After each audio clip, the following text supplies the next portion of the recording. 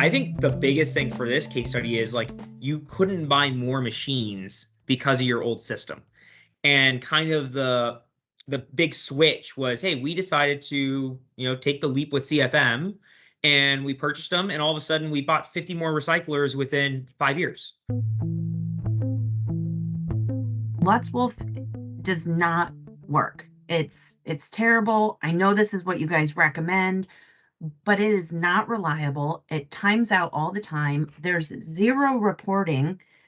All I have to go by is what someone says, and I'm not comfortable with that. From an operational standpoint, that is not the way you run things.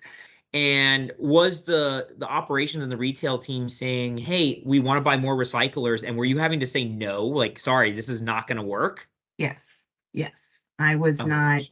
not, I was, that was a hill I was ready to die on. I was digging my feet in. Right now, with what we've got, the information that we have available, the reporting or lack thereof, if somebody says they're off $500 because of a recycler transaction, I don't have anything to say that, yes, it was a recycler, or they didn't just put that money in their pocket. I'm sorry, that's a huge red flag.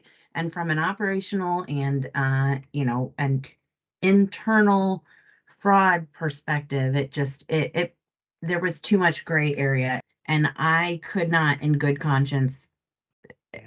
build on our fleet with the integration we had. It was not good. And we finally stood up CFM in 2018, I think. At the Yep. end of 2018, with the CFM, it's a direct call. You don't have all these touch points to fail on. And yeah, switching to CFM. And I know one of your questions is 1 to 10, would you recommend? Absolutely. Absolutely.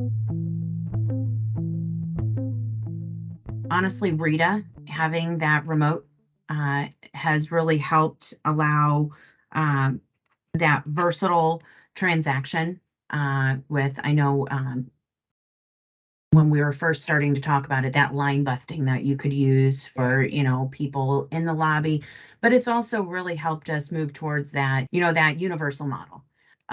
So it's really helped with that, and to make those recyclers, to enhance what those recyclers are capable of doing. For me, on the operations side of it, all of the reporting that is available and the analytics through the Cloud IQ site, Yeah. and the real-time transaction history that we get on the S4 site. We use Oh, that, and we encourage our teams, our branches, to use that. Um, as much as possible, if there's an issue, because with any kind of technology there are issues, there are hiccups. yeah. It's normal. So when those things happen, it's nice to have that real-time transaction history from a research purpose, a real-time research, versus having to wait, In a a day. day or two.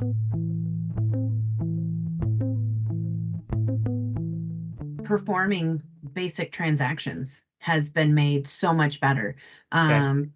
I mean, just the process itself, because it's a streamlined process. Like I said before, we used to have, I don't have, I can't say an exact percentage or amount, but we had a very large uh, percentage of timeout transactions Mm. that made for um, the buy-in on using those machines very hard, Yeah. and just getting people to want to use the machines was difficult, because they knew that it would be easier just not to use the machines.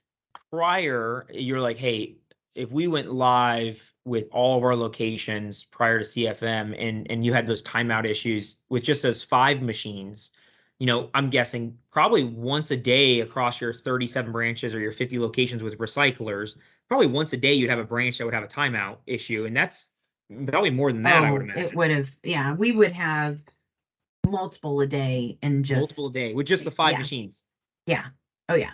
It was a very, very cumbersome process, and that with the lack of logging or reporting. I mean, that's why I said that was one of those things that I was digging my heels in. We could not do it with that until we found something else.